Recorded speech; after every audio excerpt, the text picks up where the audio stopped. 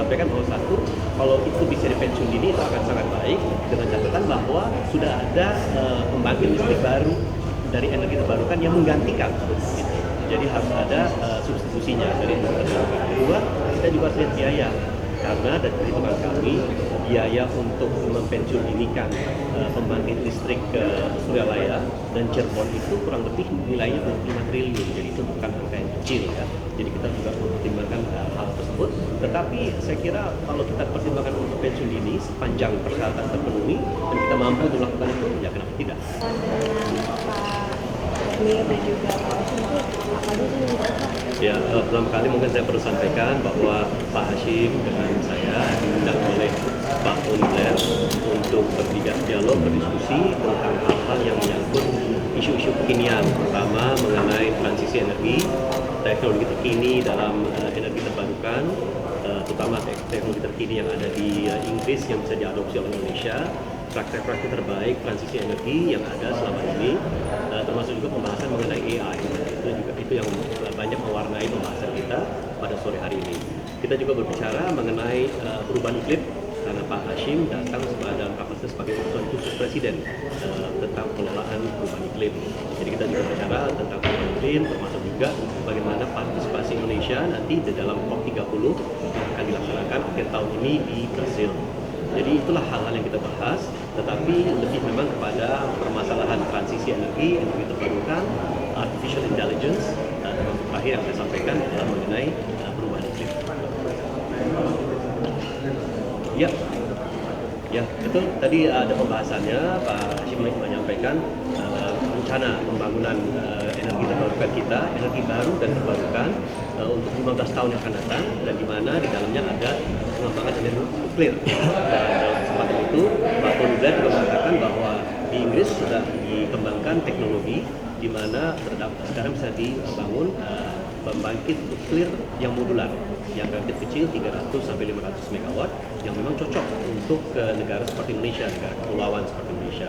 Jadi itu yang kita bahas, dan itu teknologi itu nanti akan diperkenalkan lebih lanjut lagi, dan dalam hal ini ya kita nanti akan menunggu materi presentasi yang disampaikan oleh perusahaan yang dimaksud untuk bisa mengetahui lebih banyak lagi, lebih dalam lagi bagaimana teknologi nuklir bisa diadopsi di Indonesia ke depannya.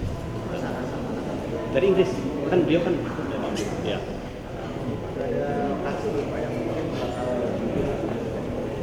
Sampai saat ini belum ada yang ditetapkan, tetapi dari hasil penelaahan yang sudah dilakukan selama ini, ada dua lokasi yang memang menjadi lokasi preferensi untuk pembangunan pembangkit nuklir, yaitu satu di Kalimantan Barat, satu lagi di Bangka Belitung.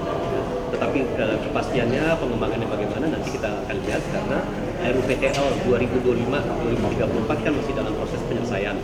Di dalam RUPTL itu rencananya nanti ada 1 gigawatt nuklir yang akan dikembangkan. Jadi itu juga bisa menjadi awal dari energi nuklir kita. Jangan lupa 2038 diharapkan sumber-sumber energi terbarukan di Jawa akan habis, sehingga dibutuhkan memang salah satunya adalah nuklir, termasuk juga pengembangan dari battery storage, ya, penyimpanan baterai secara nasional. Dan ini saya kira penting sekali karena banyak energi terbarukan itu kan sifatnya intermittent, yang hanya bisa digunakan untuk jam-jam tertentu, tidak 24 jam, sehingga itu menjadi sangat penting ke depannya. Pak, terkait dengan dekarbonisasi juga, kemarin kan Pak Bahlil sempat sebut mau pensiun dini PLTU Cirebon 1, ada tanggapan Pak? Saya kira hal tersebut tentu patut kita pelajari. Menurut pandangan kami yang kami sampaikan ketika saya masih menjadi pimpinan Komisi 7 di DPR RI dari 2019-2024, kami sampaikan bahwa satu, kalau itu bisa dipensiun dini itu akan sangat baik dengan catatan bahwa sudah ada pembangkit listrik baru dari energi terbarukan yang menggantikan. Gitu. Jadi harus ada substitusinya dari energi terbarukan. Kedua, kita juga harus lihat biaya karena dari perhitungan kami biaya untuk mempensiun dinikan pembangkit listrik Suryalaya dan Cirebon itu kurang lebih nilainya 25 triliun, jadi itu bukan angka yang kecil ya. Jadi kita juga mempertimbangkan hal tersebut, tetapi saya kira kalau kita pertimbangkan untuk pensiun dini sepanjang persyaratan terpenuhi dan kita mampu untuk melakukan itu, ya kenapa tidak? Situasi perang dagang perlu disinggung sempat disinggung ya, tetapi memang yang disinggung adalah kepada negosiasi yang dilakukan oleh Indonesia ke depannya yang sekarang ini dipimpin oleh mendukung perekonomian. Jadi karena ini masih proses yang sedang berjalan dan kita memiliki waktu 60 hari untuk melakukan negosiasi itu, jadi memang tidak banyak yang dibahas karena proses sedang berjalan. Tetapi itu sempat disinggung dan juga menjadi salah satu perhatian dari Pak Tony. Soal ancaman Cina ini masih akan menaikkan tarif bagi negara yang bernegosiasi dengan Amerika. Melihat kondisi kedepannya bagi Indonesia seperti ini. Saya baru pulang dari Cina beberapa hari lalu dan saya melakukan pertemuan dengan pimpinan MPR Cina untuk empat bidang tata politik Cina dan mereka mengapresiasi ya bahwa kita membina hubungan baik dengan semua pihak. Dengan Cina kita hubungan yang baik, kita kembangkan teknologi, kita kembangkan energi terbarukan dengan hubungan dari Cina, tapi juga punya hubungan baik dengan negara yang lainnya, termasuk juga Amerika. Ya, jadi kita sampaikan bahwa kita membina hubungan baik dengan atas dasar kesetaraan, atas dasar saling menghormati, atas dasar saling menguntungkan, gitu, atas dasar persahabatan antar negara. Jadi itu kita lakukan dan itu merupakan prinsip diplomasi kita yang sudah puluhan tahun. Jadi akan tetap kita kedepankan, kita baik dengan semua pihak. Pak, salah satu negosiasi dalam perundingan dengan AS itu kan ada di sektor energi ada rencana penambahan impor LPG dari minyak mentah ya Pak. Nah itu kan katanya nanti bakal di switch yang impor sebelumnya di Timur Tengah, Singapura dan sebagainya itu nanti gimana Pak dampak bilateral dengan negara-negara? Kan segala urusan untuk impor itu kan dilakukan secara bisnis to bisnis ya, mungkin dilakukan oleh BUMN kita, Pertamina atau lembaga swasta. Jadi semua itu kan berbasis kontrak. Kalau memang kontraknya sudah menyatakan ada exit clause-nya bisa dibatalkan sewaktu waktu atau dengan exit clause dengan pertimbangan tertentu, ya saya kira itu bisa dilakukan. Ya, apalagi Indonesia kan bebas untuk mencari sumber energinya dari manapun saja, ya, dengan catatan tentu energinya itu adalah energi yang memang bisa kita andalkan, ya, kemudian harganya juga ekonomis. Jadi saya kira opsi-opsi itu tentu bisa kita pertimbangkan lebih lanjut. Pak, tadi kan juga disinggung soal ekosistem baterai ya. Baru-baru ini kan juga perusahaan dari Korea Selatan, LG Solution kan mengatakan untuk tidak meneruskan, tidak melanjutkan lagi investasinya di Indonesia. Itu gimana sih Pak kalau pandangan dari Komisi 12 ini?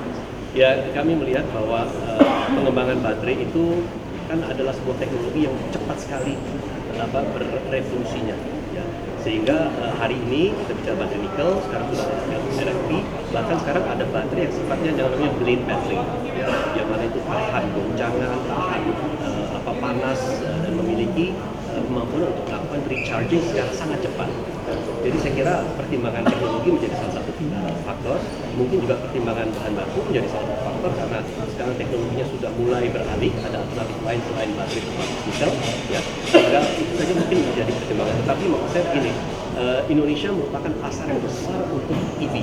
Ya, Indonesia merupakan pasar yang sangat besar untuk konsumsi baterai. Tetapi Indonesia juga merupakan salah satu basis produksi nantinya untuk mengekspor baterai. Jadi saya kira kita punya kemampuan untuk mengadopsi teknologi baterai, memproduksi sendiri, memproduksi dengan mitra lain juga bisa, ya. Dan tujuannya tidak hanya untuk konsumsi dalam negeri kita, tetapi juga untuk kita melakukan ekspor.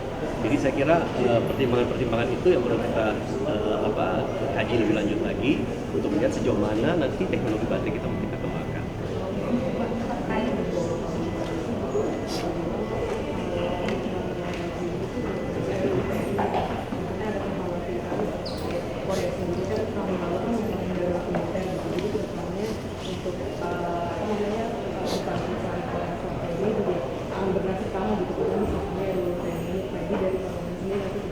Saya kok tidak melihat ada relevansinya ke sana ya.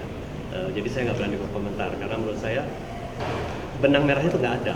Gitu. Ya, tetapi mungkin ada pandangan seperti itu, tapi mohon maaf saya mungkin belum bisa berkomentar karena saya belum melihat ada relevansi yang erat terkait dua hal tersebut. Gitu. Karena keputusan investasi kan dilakukan berdasarkan berbagai aspek yang dasarnya adalah keekonomian dan komersial. Pak Prabowo meminta untuk para menterinya merapatkan barisan. Apa nilainya itu seperti apa Pak? Apa ada isu reshuffle? Enggak, saya kira Pak Prabowo kan ingin semuanya berjalan dengan derap langkah dan ritme yang sama. Gitu. Saya kira itu adalah bagian dari instruksi instruksi Presiden pada para pembantunya agar mereka bekerja seirama, serakah, dan secara koordinatif karena sangat lazim dimanapun seorang kepala negara pasti menghendaki para pembantunya melaksanakan hal tersebut. Ya, Terima kasih. baik, terima kasih ya, terima kasih.